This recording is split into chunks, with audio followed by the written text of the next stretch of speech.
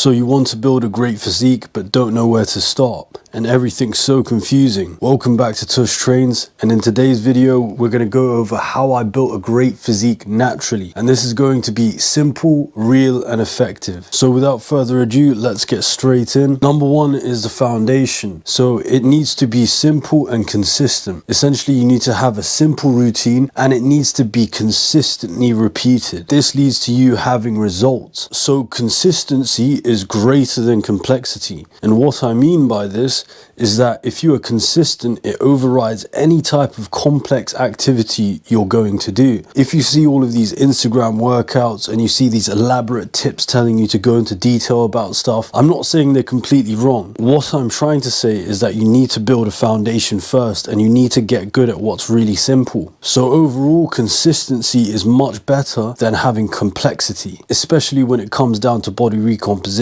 Number two is the training routine breakdown. So what I did to get my physique would be 3 times full body days. These full body days would be resistance training, where you train every single muscle that you have. I used 2 cardio days, and I was really particular about my cardio days because I had 5 to 10k runs and I forced myself to go through with those long runs. And you actually have to do that. You have to stick to your plan, whether it's your day off or whether you're working.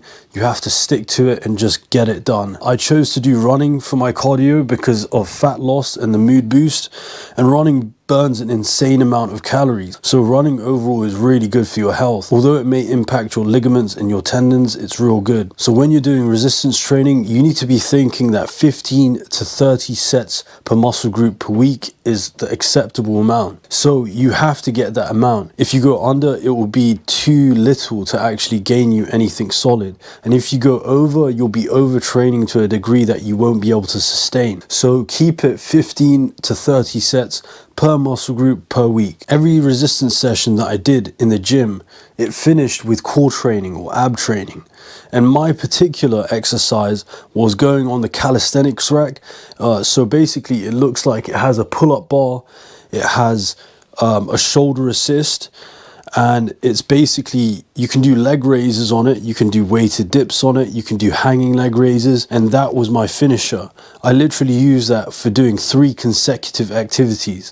And what you want to do when you're resistance training is you want to alternate the muscle groups.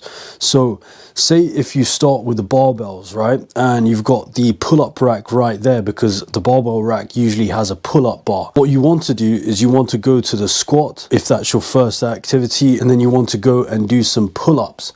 So squat 1 set, pull-ups another set, so you're supersetting each time. So usually I would only have a break after I do that second set. So it would be the squats, do about 4 to 8 reps, and then I would go to the weighted pull-ups and do about 6 to 8 reps. And then after I would have a break. This is because your muscles need time to recoup. But when you're training like that, you're training 2 different muscles. So you only need the break between when you're training that same muscle again. So keep that one in mind. So like I said, my training style basically goes from start to finish with barbells first, then I go to dumbbells, and then I go to machines. You don't want to start with machines. I'm telling you that for a damn fact. You just do not want to start with machines. This is because you want to keep all of your energy for free weights like barbells. Barbells are really good, but at the same time, if you have muscle instabilities or you have muscle imbalances, they can be bad. After, you need to go to dumbbells because this will take away the muscle imbalances. And then you can hit machines. Because they're supported, they'll be much easier to use once you're really fatigued. Now, in the finish, when I do these 3 times full body resistance days, I do calisthenics and abs at the end. So like I said, I would use the calisthenics rack and I would do hanging leg raises, then I would do shoulder assisted leg raises, and then I'll probably do some weighted dips because the dip bar is also there, and you know you want to hit 2 birds with 1 stone. So after I do 3 of those exercises, 3 of those sets, then I would rest. and then I can do 3 of those sets again, and then I would rest, because you're all working different muscle groups. In terms of muscle focus, if you're a man, it's going to be a lot different than if you're a woman. So men usually go for that V-tapered look, so it would be your shoulders, your back, your chest, and your arms. For women, they will be focusing more on lower body, so this would be glutes, hamstrings, and hips. There are plenty of exercises you can do, but make sure to start with barbells, dumbbells, and then machines. Going on to the nutrition part of it, nutrition has to be real and repeatable. So what I mean by real is that it has to be real, whole, nutrient-dense food. And repeatable, it has to be food that you actually like, so you're not forcing yourself to eat. What I used to do during my day would be intermittent fasting. So my shift hours would probably be something along the lines of, I don't know, 9 to 6, or it would be 1 to 10 or 12 to 10 or something like that. And my eating windows used to be from 12 to 6. So I would have 6 hours where I eat, and the rest I would be fasting. And on days where I'm closing, I would have one meal at 11 p.m. when I get back home, because that's when I can gain the most amount of protein. To do with satiation in the morning and to deal with the cravings, I usually went with some green tea, which is really good to start the day with. You want to wait 1 to 2 hours after you wake up, because your cortisol is really high, and then you can have coffee or caffeine. You can have appetite control in the forms of coffee, because that really helps me throughout the day not eat so much. Then my protein rich meals. So every single meal has to have at least 30 grams of protein in there.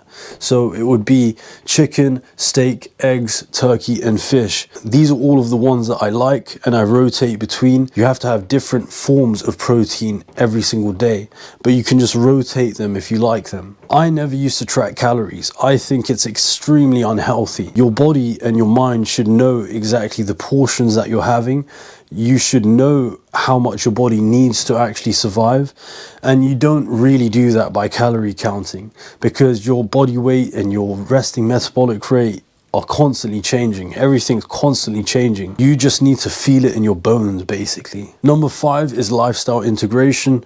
So say I have a gym 3 minutes away from my workplace. So what I like to do is I like to go to the gym. It takes me 3 minutes to get there, train for an hour, come back, and the day's sorted.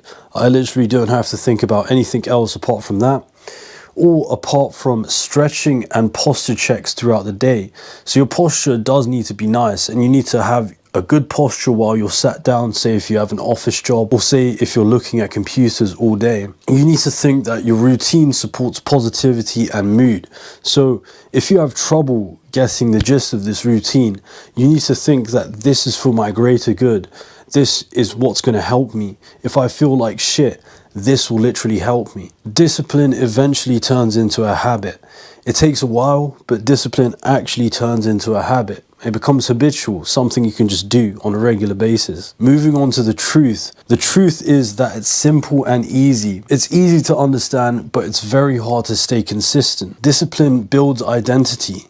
So having this discipline in place builds who you are, and you start to know who you are through taking these actions. I just want to say that all of this is a system, and you have to build systems that you fall into. And at the end of the day, you don't rise to the level of your goals, you fall to the level of your systems. Well, that's all for this episode. Thank you for coming to my talk, and I'll see you on the next one.